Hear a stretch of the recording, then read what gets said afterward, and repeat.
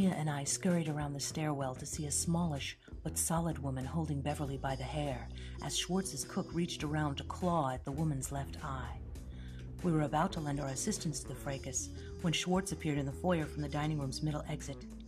He had the bread knife he'd been using at dinner, which he had brandished in the face of the strange woman who held Beverly's collapsed French twist in her unforgiving grasp.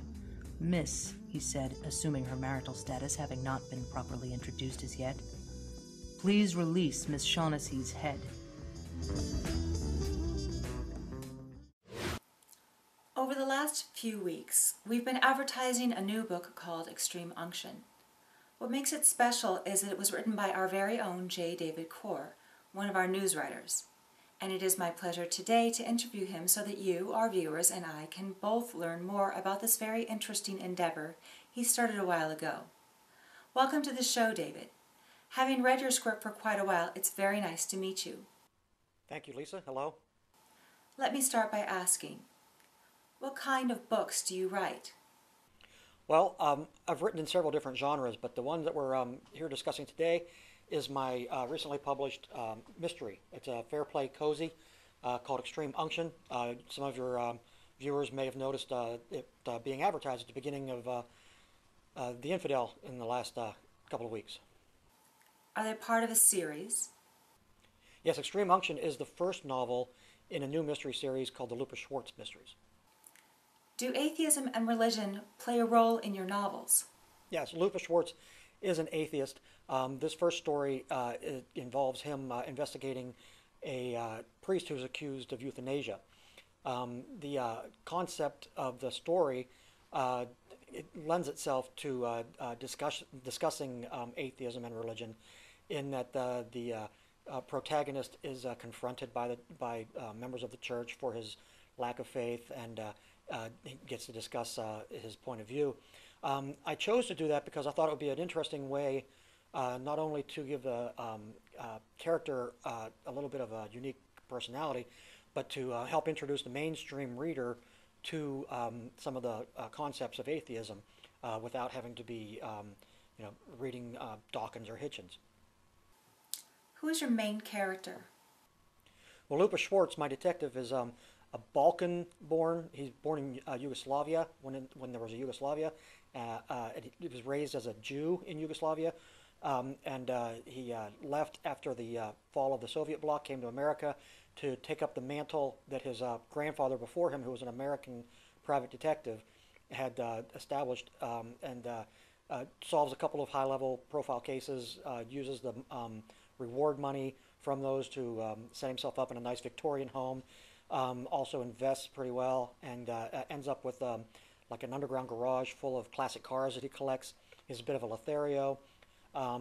He's somewhat single-minded.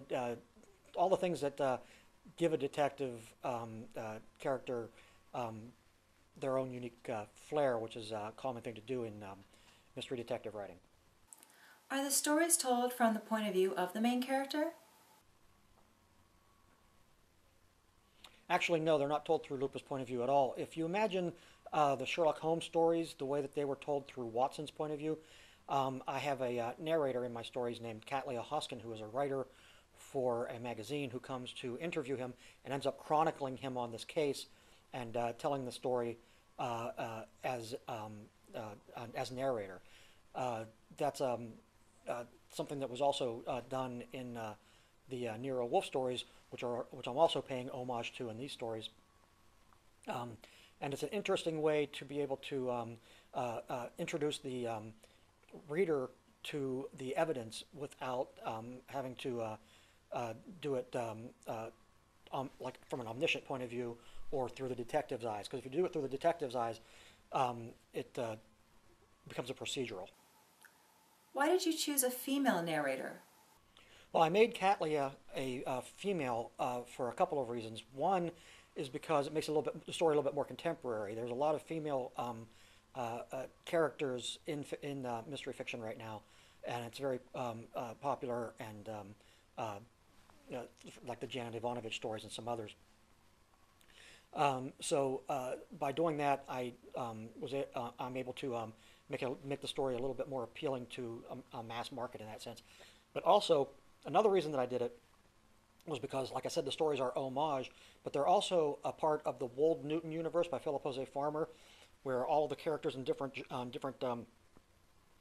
canons are interrelated, and so I'm interrelating my character without saying that they're interrelated, without spelling that out in the book. And the person that she's related to, if I was to use, if it was a male, if it was the person's son, they would have the same last name.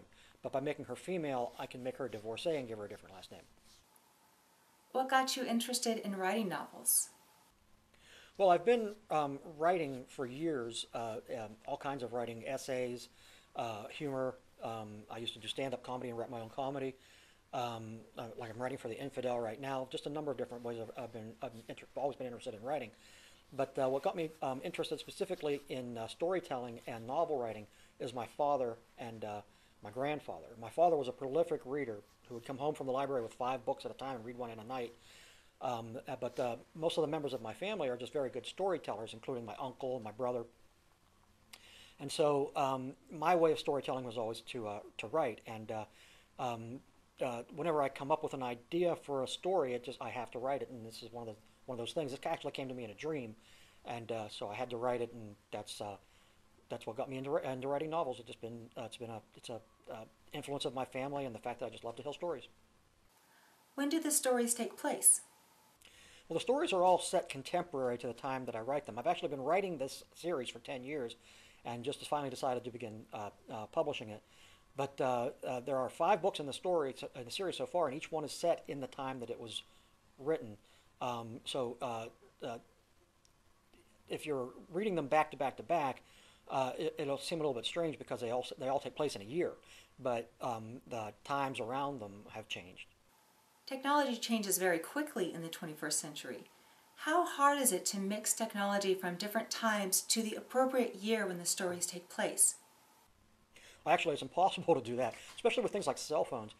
In the earliest stories, and the first stories, we have the narrator talking about cell phone minute usage and being worried about going over her minute usage and roaming charges and stuff like that, which is no longer even an issue for most people, in today's day of smartphones and phone plans. And so, yeah, you definitely see things like fax machines are mentioned in the earlier stories, which is something that wouldn't be talked about so much today. So yeah, you definitely see the changes in technology and how that is glaring if you read the stories back to back to back, but I'm not worried that anybody's actually going to do that. So, how many books have you written? Well, other than the 5 stories that I've written in this series, I also have a science fiction novel published, Synthetic Blood and Mixed Emotions, which is a ebook that I published 10 years ago through Right Words, and it's available today on Amazon for the Kindle. But I've also written other things, and I'm published in a book called The Buzz on Beer, which was published several years ago and is also available on Amazon. But for this series so far, I've written 5, but I have ideas for a couple more. So I don't know how big the canon's eventually going to get, but it'll be at least 7 or 8 novels long. How did you manage to get published? Well, in the past, publishing was done through submission. You would write to a publisher or an agent, and you would pitch an idea. And I did that with this first novel when I first wrote it. But a lot of the agents didn't want to touch it because of the atheism in it, which seems strange to me, but because I think there's a market for it. But and I have published a number of things in that traditional way. But this time I decided to go with the self-published route because that's becoming a little bit more mainstream. If you follow movies or the music industry at all, you know that indie publishing is just commonplace. But as far as book publishing, it's been a little bit people have been a little bit standoffish about it, but it's becoming more mainstream. So I decided to go ahead and self-publish. How did you get in bookstores? Well, self-published books, that's still a problem, getting books into a bookstore. If you go to an independent bookstore and ask for the book and give them the ISBN, they'll get it for you. That's not a problem. Some of the larger book chains like Barnes & Nobles, etc., The book, like I said, it's available on Amazon, and it's available through Lulu, and you can get it for the Kindle, and you'll soon be able to get it for the iBook and the Nook.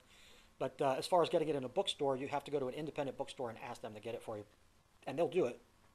The larger book chains won't, because it's not with Ingram yet. But I can put the book with Ingram, which is a warehousing company. I just haven't gotten to that point yet.